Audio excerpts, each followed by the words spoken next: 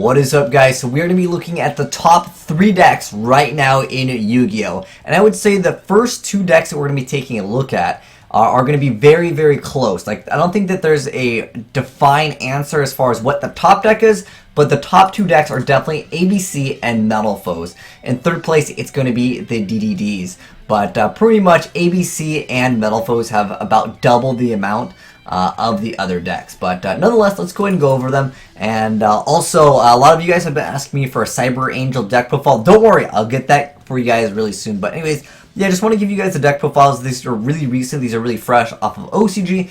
Keep in mind that the OCG deck list is different, but for the most part, you know, we have a ban that's coming around the corner, so we don't know exactly what we can and can't use later here in the TCG. But for the most part, the cards are very similar. I mean, like, there's not a game-breaking card where it's like you can't play this deck without 3 Upstart Goblin, but nonetheless, let's go ahead and jump right into it. And it's crazy to see, like, this ABC deck with, like, multiple copies of the Terraformings, but, like, you know, it's proven time after time, like, Union Hanger, it doesn't really matter because you can go fast in this deck, and this is the build that I really liked. There's a lot of different builds, but I personally really think Twin Twisters is the way to go. So as far as, like, you know, what deck should you build, I'll give you guys the deck profile. I'll go in depth kind of a little bit, and then I'll also get you guys gameplay later on this week of all these decks. But for the most part, as far as, like, what the decks do, if you like to be able to win turn 1, ABC is the go-to deck, definitely. If you like long, extensive, huge combo-licious plays, and if you like to be able to play the grind game a little bit better, Metal Foes can be a deck for you. DDDs, they can technically OTK. There's a lot of bigger combos. I would say overall, if you want the easiest deck to play, the easiest deck is honestly ABCs as far as like how difficult the deck is to play, because more of the plays are straightforward with ABC, which is just throw everything in the grave, summon your card, and then just, you know, win the game, because ABC is a really strong card. And like, what's crazy is you even see in the extract there's no copies of the Cyber Dragon Infinity. Now that was a popular build. There are builds with that. I can give you guys other builds later on, but for the most part, yeah, I just want to talk a little bit about the deck itself. But for the most part, it's basically just throw this up and, like, hopefully you get a Solomon and you pretty much win the game. Like, it's a pretty dirty deck. But anyways, yeah, let's go ahead and go over all of the deck profiles, and we'll kind of just, like, talk about them as we go along. So anyways, first off, we got 2 copies of Maxi. Then we got 2 copies of the gadgets, 1 gold, 1 silver. Just can help you deal with threats. It lets you basically force them to, you know, destroy something, and then you can go for another play. It just kind of helps in the mirror match. Same thing with the Photon Thrashers. It'll just, again, it lets you make other things so you can force your opponent to negate stuff. So we got 3 Thrashers, and then we have triple of the ABCs. Pretty self-explanatory for that.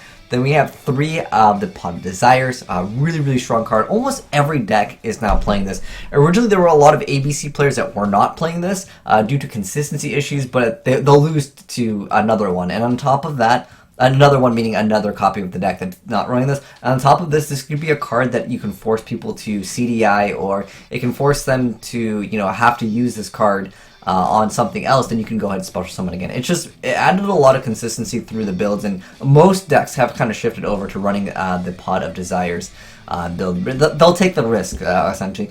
It's very rare that you're going to banish like all 3 copies of one. Yeah, it's going to totally screw you over if that happens, but for the most part, they just don't care.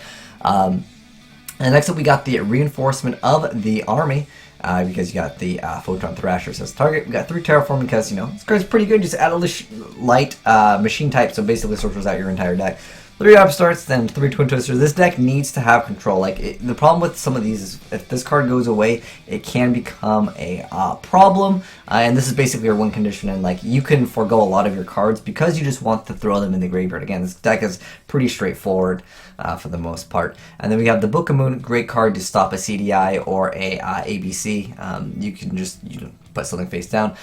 There was a few different OCG decks that were actually running Chalice as well. So if maybe you were playing this in TCG and we don't get 3 Upstarts, Chalice could be a good option if you want to throw that in here as well. And then we got the 3 Union Hangers, which are a really good card in the deck. Then we got Vandy's, triple anti-spell fragrance. Like, they just don't want anyone to be able to really make anything, especially against like a lot of different decks. Metal Foes can lose to this relatively quick, because you can like throw out a field, and like some decks just don't have the option to wait a turn, and like this deck is so fast it doesn't really matter, you just win the game. But yeah, anti-spell fragrance is a really good card. Even great against the DDDs because they need to throw out their stuff. So this card is just overall great against the metal foes. Yeah, if they can't pendulum and they can't use the fusion, you're not gonna have a good time. So like this just helps out against all the matchups. And then we have the solemn lineup here. And so that's it for that. And as far as the extra deck, triple ABC, then we got the 1 Outer God, then we got the Gigant X, 2 Direwolves, then we got Dweller, Castell, Utopia, and then S39, Rhapsody Berserk, Bujin Tsukiyomi, and then we got Excite Knight. We don't have this in TCG, but it's, again, not that big of a deal. Most of the cards aren't that big of a deal. It's pretty much, you need Direwolf, you definitely want one of these, and you want Utopia, and then, but like I said, like it's very small as far as like what's required in here to actually play. You can mix up things. I highly recommend you guys to go for this card, because you can use a lot of this stuff turn 1, and then you just go ahead and send an entire hand and go plus anyway. So really good just to be able to like, oh, I got extra of these, put them back in the graveyard, go ahead and just summon the ABC, and then be able to draw 2 cards. Very, very good stuff. Pretty straightforward. But yeah, overall this deck is very, very powerful because this card is just inherently just really, really, really strong. Being able to be like, oh, I'm just going to go ahead and get rid of a card on the field during either player's turn, and then you contribute it and then get back to things if like anything would go wrong. So it's just overall just a really strong card. Next up for like another really strong deck, this is the Pendulum Deck essentially of the format, which is the Metal Foes. So again, Metal Foes is a deck where you're going to be able to, you know, it's a Pendulum deck at the end of the day, but it has a few more extensive combos. Like you have to know a little bit more, but I would say it's not that difficult to play. DDDs can get a little bit complicated, especially when you're going for those other more extensive plays. But this does technically have Gofu, so Gofu can make things a little bit more complicated, and it can take a little bit more thought process. Like you're going to have to practice a little bit more before getting the hang of this deck. But anyways, let's jump into the profile. So we've got 3 copies of the Wolf Flame, then we got 3 copies of the Gold Driver, we got 3 copies of Silvered, and 3 copies of Steelin, and then we got triple of the Kirin, we got triple of Gofu, then we got the Luster Pendulum, 3 copies of Bambuku, and then we got 2 Eccentric Archfiend, or Archfiend Eccentric is what they're called in the TCG. Drill Maxi, 2 copies of the Bismagia, 2 copies of Painful Decision, Metal Foes Fusion, triple MST, then we have Metal Foes Fusion, and then Super Poly, 2 copies of Metal Foes Counter, 1 Vanities, and Metal Foes Combination. For the extra deck, we've got 3 copies of Adamanti, we got 1 copy of Crimsonite, 2 copies of Mithril, 2 copies of Orichalc, then we got the Ultimate Zokin, we got Metal Foes Horus, we got the Crystal, or Clear Wing and Crystal Wing, then we got the Ciphering Lord Omega, then we got the 1 Ignister, and then Double Coral, which actually, I want to say that there was actually only 1 Coral. I'll update that because I'm looking at the top of my off the top of my head. I'm pretty sure it's something else. I'll update. Actually, you know what? I have the list right here of this Metal Foes right here. Where's the? I'm pretty sure there was one that got first place. I'm using this deck list all from the OCG, and the actual last card is okay. That's what it was. Because what is? Okay, yeah, there it is. Okay. This is what the last card was. And there was one guy that was actually... Okay, this is usually what they do. I thought I put it in here, but these are the 2 cards that people use. Generally, like, this is pretty much the same. Heck, you can do this if you want. Like, I mean, this card is decent, but I believe that there was... actually, no, you need one of these. You can drop one of them if you... I don't know. I think that... You can play either one of these for the last one. It's totally up to you. Totem has a lot of potential. But yeah, throw whatever one in you want. Those were like interchangeable. But for the most part, the core of it was similar in a lot of different builds. But yeah. And then lastly, we got the DDD or DDs. But anyways, we got 3 copies of the Necro Slime, 3 copies of Swirl Slime, 3 copies of Lamia, 3 copies of the Kepler, 3 copies of Copernicus. Then we have 3 copies of the King Oblivion.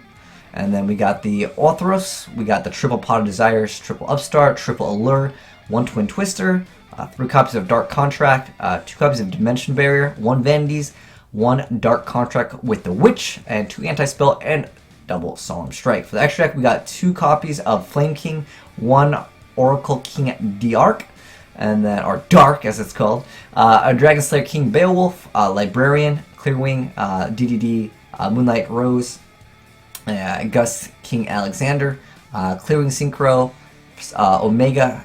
There's a lot of builds to play one. Like again, you can kind of interchange some of them if you'd like to. And then we got one of the Crisson Phoenix. There's a lot of people that side Ghost Reaper, so some of these cards you remember, like, why do you play this? It's just to deal with other people's stuff. And then we got Trish, Formula, and DDD, Dawn, King, Kali, Yuga. Actually, I think even in this deck, in the ABCs, there was a lot of people that didn't. There were some that played one Diamond Direwolf. Keep in mind, Ghost Reaper is a really good card. There were a few that were doing. Well, I think this one actually was playing. There was a few that were playing Beatrice, and like you couldn't make it. Like in this deck, you couldn't make Beatrice, but they were playing it so they can combat their opponents. So if you guys want to have that in your extra deck, obviously, yeah, you can use Ghost Reaper, or what is it? Is it called Ghost Reaper? They didn't change the name. Oh yeah, Ghost Reaper and Winter Cherries. That's a really good card. So if you saw any of the cards that were kind of like, wait, why would you like make that? It's just to deal with some other things. But in these builds, they didn't have them. But if you look at some of the other OCG builds that have one, some of their extra decks look a little bit strange. And like they'll run like one or two cards that you can't make in the deck. So that helps them make some of those cards. But yeah, overall, I would say the easiest to play is honestly ABC, and then Metal Foes and DDDs can be a little bit more complicated. But yeah, obviously, you know, you play and you'll learn how to play the deck. But I'll definitely give you guys some footage of all the decks later, and you guys can kind of see some gameplay and some of the game mechanics. But like, don't be discouraged just because like we don't have multiple Upstart Goblins. Heck, you can throw another Twin Twister in this build, simply because DDDs can definitely pull off some extensive combos in the game, especially if you heck. There's so many like just builds that just play a lot of different synchros. You can technically synchro DDDs. A lot of the cards, like when there's someone, you can bring back like another like DDD from the graveyard, or when it's normal, you bring back another card. Some of them will have some restrictions, but for the most part, you can try other things with DDDs. Whereas ABCs, it's kind of a straightforward deck.